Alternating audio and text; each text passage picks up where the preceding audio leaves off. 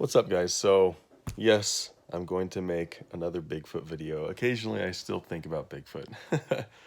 Here's the thing. It's extremely annoying to me that the only thing that comes up when people talk about Bigfoot is it either does exist or it doesn't exist. Like, people just can't get past that debate. Oh, there's not enough scientific evidence. There's not enough empirical physical evidence to describe the species, blah, blah, blah. Oh, yeah, there is, just this endless, stupid debate. It's never going to go anywhere. The debate will obviously never come to a conclusion. Look, I used to think that Bigfoot was close to being discovered by science. No, it's not. It really won't. It really won't be. Not in my lifetime, anyway. Bigfoot is nowhere near being detected or observed or discovered by Western science. No way. It's just not going to happen. As I've become more familiar with it, there's no way that's going to happen. Does it exist? Yes. I'm sorry, it does exist. I don't care if I look like a clown or an idiot. I don't care if I look like a hoaxer or a uneducated person or whatever. Sasquatch does exist. Now, we need to just get past the initial, like, does it exist, doesn't exist, people that believe in it are stupid, blah, blah. We just need to get past that just for a second. Just for a second. Let's just get past that. Let your guard down. Let's just have a real discussion. Look, clearly something is happening. Sasquatch has been observed in the exact same mountain ranges, the exact same high precipitation area, like rainforest, dense woods, all those things, for thousands of years by hundreds of different tribes. There are over 500 different names for Sasquatch. And it's the same exact phenomenon, not just in North America, but all around the world. There's this wild hairy man that has been observed and described by multiple cultures, people, thousands of years, in all sorts of different ways. The physical characteristics and description remain the same, regardless of whether it's ancient Native Americans, the tribes and people surrounding the Caucasus Mountains. I can't say the word. Or black slave colonies in the early colonial America, or settlers or Mexicans back before, back when Utah was Mexico, or whether it's, pre-Columbian, post-Columbian, whatever, it's always remained the same. And unfortunately today, Bigfoot is just seen as some stupid pop culture hoax fake thing. It's not fake. Clearly it's not fake. So let's talk about this. And I've had sightings, and I'm not afraid to say it. I have had sightings. It's the truth. Does that make me look stupid in public? Sure, whatever, I don't care. But I think it's just a cool little thing in my life that has taught me a lot about life and about society and about kind of how group think and all this thing. And the whole Bigfoot thing, as stupid as it is, I guess, has taught me a lot about life and knowledge and science, actually. It's pretty fascinating. Let's think about this. Here's the discussion that I want to have. There is an organism right now that is alive and thriving. It's a species, I guess. I mean, yeah, of course it's a species, just like we are or whatever. There's an organism that has managed to evade any attempt or what am I trying to say? Trump any attempt by us to capture it or trick it, or hunt it, or even really acknowledge it in any way. There's this organism out there that is successfully pulling this off. See, that's the fascinating thing. We need to start having that discussion. How is this actually taking place? That is a fascinating question. That's a fascinating question. It's a waste of time to be like, oh, people that believe in Bigfoot are stupid, or oh, only hillbillies believe in it. That's just a stupid waste of time. That's not that's not an interesting discussion to have. And it's also not interesting for me to sit here and be like, guys, it exists. Come on, just blah, blah, blah, and try to convince people that it exists. I don't care. I'm not interested in that. It's just not fascinating. But let's talk about what is fascinating. What is fascinating is, how is this being achieved by an organism? So clearly this is intelligent. a very, very intelligent creature, and for some reason it like offends our senses, our sensibilities, for humans to think that there is another intelligent creature comparable to them on this earth. I don't know why that is so weird and disturbing to us. But typically we think about Bigfoot as this big, monsterish, hairy, very, very strong, kind of scary, big teeth, a predator, threat, whatever. That's a stupid way to think of it. That's just very juvenile. So let's not think about that, because that is not the significant part of the Bigfoot phenomenon. That's not the cool part, okay? People always just get stuck on like how creepy and scary and monstrous it is. Oh, it comes in the dark. I looked in my window, blah, blah, blah. No, no, no. That's not the fascinating part. The fascinating part is what this organism is achieving, what it is achieving, and then what does that teach us about life and the world and nature and the universe. It's fascinating. So let's have that discussion. That's the real discussion, right? So beyond being a monster and big and strong, those things are inconsequential compared to its other abilities. Now, humans at some point in the distant past, 6 or 7 million years ago, we had to start leaving the trees. We were very apt, we were very able to be the top of the pecking order in the trees in the dense forest. And scientists hypothesized that in ancient Africa, we actually had to leave the trees because there was a particular point in our history where there was the trees were going away because the continents were pulling apart. And so we actually had to become more adept at being out in the open, which then led to our brains increasing in size. We had to learn how to throw and be accurate. We had to learn how to use tools and technology and do coordinated efforts, and then started to do integrated society stuff. Like I have this job, you have this job, and we'll both fulfill our roles, and it will be good for society. And so we eventually we were upright, Homo erectus afarensis, or whatever.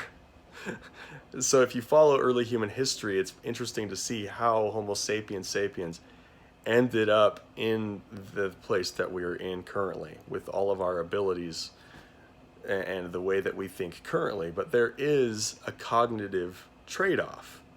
There is a cognitive trade-off because we spend so much energy. Over 20% of all of our energy goes straight to our brain. Our brain is like sucking energy. We have to freaking drink 5-hour energy drinks and Red Bull and everything. I mean, there's so much.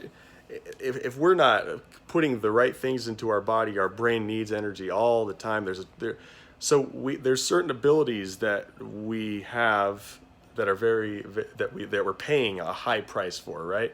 And then there's other abilities that we don't have. Okay? For instance, a chimpanzee. See, this is interesting. Who's more intelligent? What's the most intelligent organism on this planet? Oh, well, of course it's us. It's us for sure. Why? Because we can do math, I guess. It's stupid. That's a stupid question. Who is the most intelligent organism? That is a stupid question, and it's arrogant for us to say that it's us. That's just stupid. Look, there's a cognitive trade-off. It's not who's more intelligent. It's just what's the cognitive trade-off between organisms? That's the real question, right? So, look, a chimpanzee, you can flash numbers across the screen. Hold on one sec. A chimpanzee, you can flash numbers across the screen in less than a second, like 20 numbers, and they will tap the screen and remember where every single number is in order, in sequential order. A human cannot, literally cannot do that. Then you have like weird outliers like autistic savants, which is a fascinating thing that we do not understand. We do not understand how the human brain is capable of some of these incredible things, like faster than a calculator, faster than a supercomputer, regardless of how many decimal places you go back. It's pretty fascinating. What's the cognitive trade-off? So now let's think about an organism that is also a primate, that has managed and is perfectly adept at doing so still. It is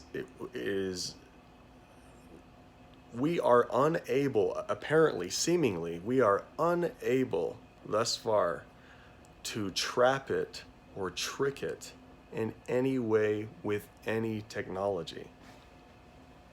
It's just fascinating. And that's not to say that it can't be trapped or tricked or detected, because it can. There has been photos and videos, I mean, extremely rare, but I mean, it does happen, so it's possible.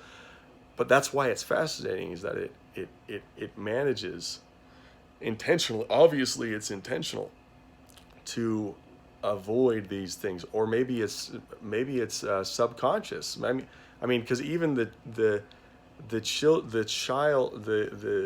infants of the species, the children themselves, also remain undetected. The entire species across the board remains kind of we are not able to dominate it, essentially.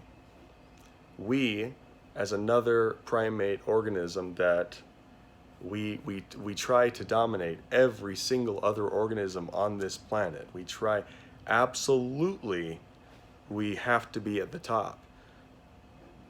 And another organism somehow has managed to not be dominated or even threatened or endangered by us or our technology. Now that is fascinating. So that's the real discussion that needs to be happening. And nobody's discussing these things. Nobody's actually talking about how fascinating and intriguing this really is. I mean, look, I used to be annoyed that scientists wouldn't take Bigfoot seriously. I used to think, oh, they're arrogant, or they're not, they're scared of their peers. But I don't think that anymore. Look, I don't think science should really acknowledge Bigfoot. Why? Because Bigfoot, it doesn't present the type of evidence that Western science needs. There's certain criterion that you have to have for a species to be described. There has to be a type specimen. There has to be this. There has to be that. There has to be all of these things. And it doesn't bother me. I don't care. I don't blame. I'm not angry at science. I'm not frustrated. I don't feel like I've been rejected or betrayed by scientists or something. I don't feel like they're all trying to protect their careers and all this stuff. I used to kind of feel that, but that's when I used to think that there was an abundance of evidence. If somebody would just put enough funding, that they would be able to see the evidence. I don't think that's the case anymore. There is a lot of evidence for Sasquatch, but it's just not conclusive. And the type of evidence that does exist for Sasquatch it's not scientific, empirical, physical evidence. It's logical evidence. It's documentary evidence. It's testimonial evidence. There's all sorts of evidence, but it's more logical evidence. Does that mean that it's weak evidence? No, of course not. No. I mean, I have seen the creature. There was a juvenile that stood up about 30 feet away from me. I mean, I know that this thing exists. I don't know what it is. I have no idea what it is. And I think that's kind of a waste of time to think about that. I mean, is it an alien? Is it a ghost? Is it some sort of weird interdimensional being? Is it a spirit guardian? Is it a demon? Blah, blah, blah, blah, blah, blah, blah. Everyone wants to come up with a conclusion, or ultimately the people just want to be lazy and say, oh, it doesn't exist. Everyone's lying and hoaxing and it just doesn't exist. Everyone's having lazy thinking when it comes to this. I mean, Bigfoot believers, because they want to come up with an answer or a belief. Oh, Bigfoot is this, and then they don't want to think about it anymore. They don't want to ask these hard questions and stuff. Or the non-believers that just deny it and say that it's fake and stupid. That's lazy thinking. It's lazy thinking all around. So, anyway, I'm not upset or bothered at that science hasn't accepted Sasquatch. It doesn't bother me that people think that I'm stupid or reject me for believing in Bigfoot or whatever, or claiming to have had experiences and encounters and stuff. That doesn't bother me so much anymore. But the only thing I think that bothers me now is that people just aren't really discussing the actual phenomenon and how intriguing it really is. They're just stuck on what is it and does it exist and what is it? Like, those are the only two things that are ever asked about Bigfoot, you know? I think we should totally have a real discussion about this. It's an intriguing phenomenon. I think we can understand it a lot better. Here's kind of what I'm thinking, and I'll end it with this. A species like us that was forced to leave the trees and rely on technology to survive and progress, and our brain size and our ability to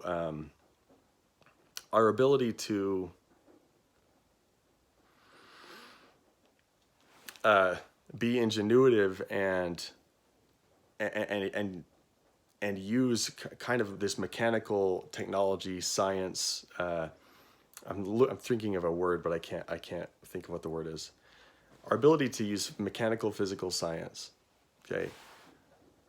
The only way for a species to really not be dominated by another species, us, that is so adept with mechanical technology and advanced technology, and has dominated every other or most other organisms on Earth. The only way to really evolve in a way that would make that not a threat to you and your species is to become intelligent down another path, is to somehow be able to become supremely aware of what's going on.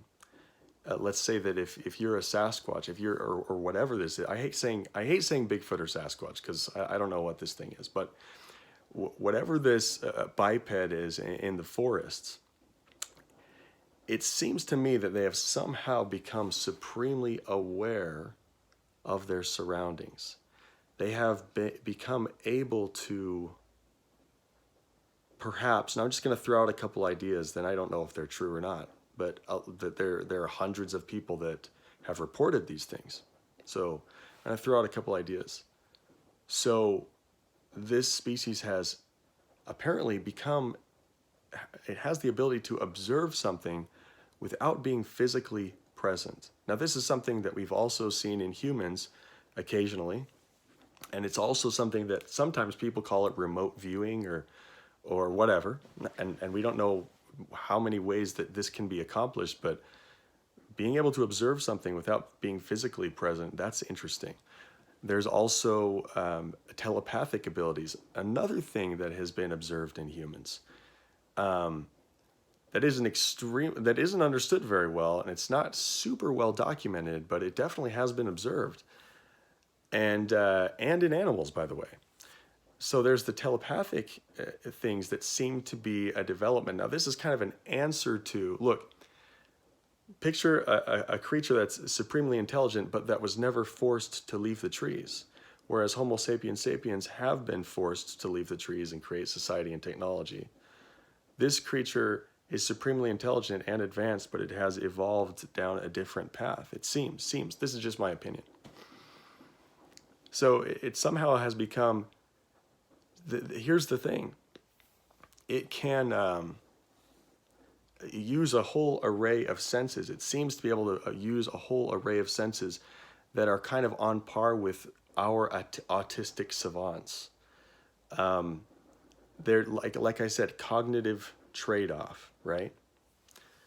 So there is a major difference. There's a major difference in the way that they are functioning and existing, and it just doesn't conform very well to what we know about other megafauna currently. And so what I want to say in conclusion is that you don't necessarily need technology to combat technology, or you don't need technology to evade technology. Somehow they seem to have become conscious enough. They have become intelligent and conscious enough to detect that we are trying to trick them. They understand the trick without needing to understand the technology. Like whether it's a camera trap or a thermal camera. I'm not saying these things don't work, because they have worked, but whether it's any type of weird thing that we do, laser, whatever we do, they seem to understand the intention. They seem to understand what we are trying to do, without really necessarily needing to understand the mechanics of how we're doing it. And thus, we never are able to trick them or catch them or put them in any significant danger, it seems. In fact, it seems, in my experience, and I believe that I've had many encounters with these things, whether it's just something that I've heard or rocks being thrown at me in the middle of the deep wilderness, when I know for a fact there's no humans around, or just any number of little encounters that I feel that I've had.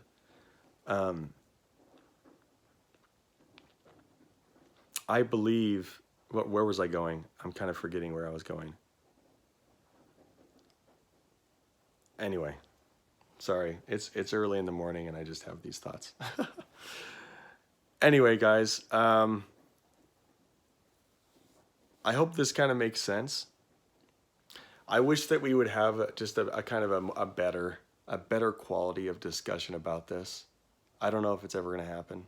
I wish that we would, though, because it's such a cool thing. Look, and in the end, Bigfoot actually is not that interesting. It's what it teaches us that is interesting. Just like chimpanzees. Chimpanzees, to me at least, are not that interesting. But what we can learn from them, especially from their abilities and the differences in cognition between us and them, now that's interesting.